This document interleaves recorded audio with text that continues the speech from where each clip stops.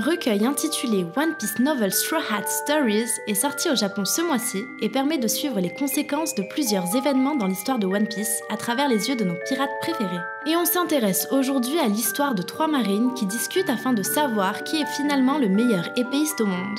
On ignore si ces histoires ont été supervisées par Oda, mais il y a de bonnes chances. Quoi qu'il en soit, l'auteur Tomohito Osaki nous vend du rêve à travers ses courts récits.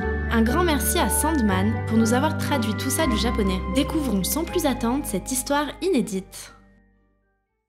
3 marines, accompagnées d'un homme mystérieux dont le visage est recouvert d'une capuche, discutent afin de se mettre d'accord sur un sujet qui fait polémique, le meilleur sabreur des 4 mers.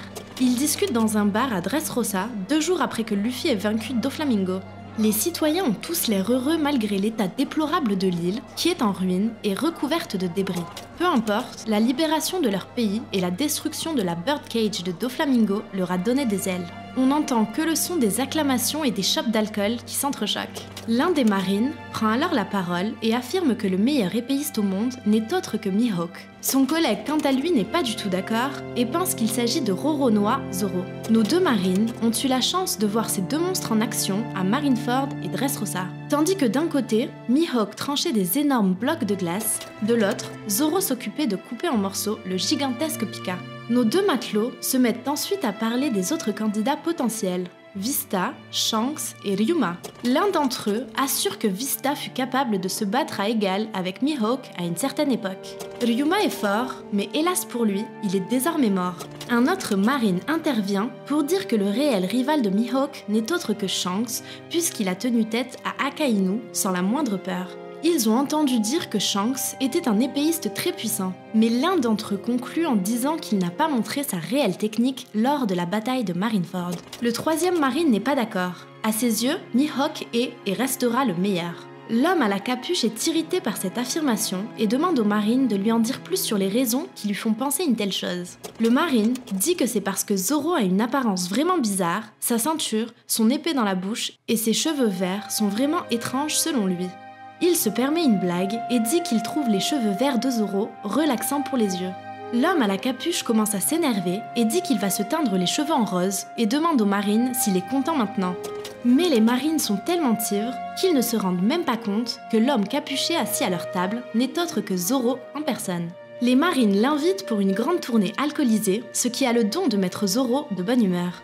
Mais Zoro n'est pas connu pour ses bonnes manières et il décide d'ouvrir tous les barils du bar avec un flying slash digne de ses meilleures attaques. Les marines se rendent finalement compte que l'homme en face d'eux a les cheveux verts et un katana qu'il manie avec sa bouche. Zoro s'adresse alors à tous les clients du bar. Il annonce que tout l'alcool consommé sera offert par la marine pour fêter la libération de Dressrosa. Les visages des marines passent de la joie au désespoir en à peine quelques secondes.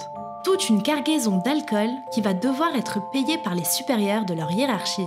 Zoro reste détendu et demande à tout le monde de bien profiter de la tournée. Et c'est ainsi que se termine ce petit récit. Cette histoire est une chance unique de profiter d'un aperçu des anecdotes des Mugiwara qu'on ne peut pas voir dans le manga. C'est vraiment plaisant de voir le point de vue des marines, leur connaissance de la piraterie et leurs interactions avec le peuple au quotidien. On attend confirmation pour savoir s'il s'agit d'une histoire canon ou pas, mais une chose est sûre, c'est qu'il s'agit d'une nouvelle publiée officiellement par le Shonen Jump. Même si on aime les combats et l'aventure dans One Piece, on adore profiter de la profondeur de son univers à travers ce genre de spin-off. D'ailleurs, dites-nous en commentaire quel est votre épéiste préféré et quels arguments vous auriez trouvé pour répondre aux marines si vous étiez assis avec eux dans ce bar. Ne manquez pas nos dernières vidéos dont la review du chapitre 886 de One Piece sorti hier sur la chaîne. Et du 1er au 25 décembre, on vous prépare plein de surprises avec des vidéos spéciales, des concours et bien plus. Alors soyez bien sûr d'être abonnés et d'avoir activé les notifications. D'ici là, portez-vous bien et je vous dis à très vite pour de nouvelles vidéos, dont la review du chapitre 887 qui vient tout juste de sortir. A bientôt sur le Blue Channel.